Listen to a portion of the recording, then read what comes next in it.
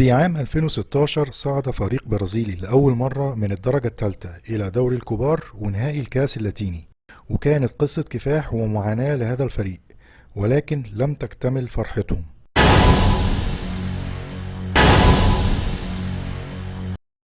في 28 نوفمبر 2016 ستلعب المباراة النهائية لكأس أمريكا الجنوبية في مدينة ميدلين الكولومبية.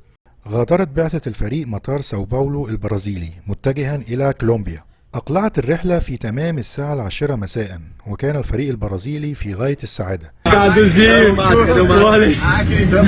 وفي تمام الساعة 1 صباحا، وأثناء تحليقهم فوق الأراضي الكولومبية، فجأة أرسل طاقم الطائرة إنذار حالة الطوارئ لبرج المراقبة، وبعدها مباشرة سقطت الطائرة في منطقة جبلية بتبعد عن المطار حوالي 30 كيلو متر فقط، وتعلن السلطات حالة الطوارئ. ولكن نظرا لسوء الأحوال الجوية تأخر وصول فرق الإنقاذ إلى مكان تحطم الطائرة، ومع أول ضوء بدأت عمليات البحث عن ناجين، وتم العثور على 6 ناجين من بعثة الفريق وطاقم الطائرة، وهم المدافع روتشيل والحارس فولمان ولاعب الوسط نيتو وصحفي مرافق للفريق ومضيفة الطيران وعامل فني الطائرة.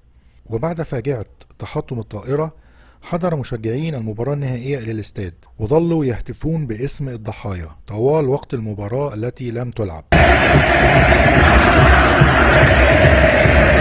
ودي صورة التقطت ل3 لاعبين لم يسافروا مع البعثة بسبب الإصابة والإيقاف، وده حديث للمدافع روتشيل بيروي قصته على الطائرة. مستأجرة، وطلب منا كادو مدير الفريق الذي لقي مصرعه في الحادث، طلب مني أن أنتقل إلى مقدمة الطائرة.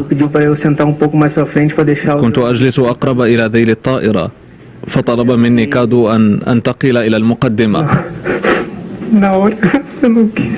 حتى يتمكن الصحفيون من الجلوس في الخلف. أتذكر أنني أما الحارس فولمان ظل في غيبوبة لمدة 4 أيام، بعدها أفاق من الغيبوبة ولكن بعد أن فقد ساقه في الحادث. وفي 3 ديسمبر بعد 5 أيام من سقوط الطائرة تم الوداع وإلقاء النظرة الأخيرة على ضحايا الحادث في ملعب البرازيل، وحضر 19,000 مودع لهذه الحادثة.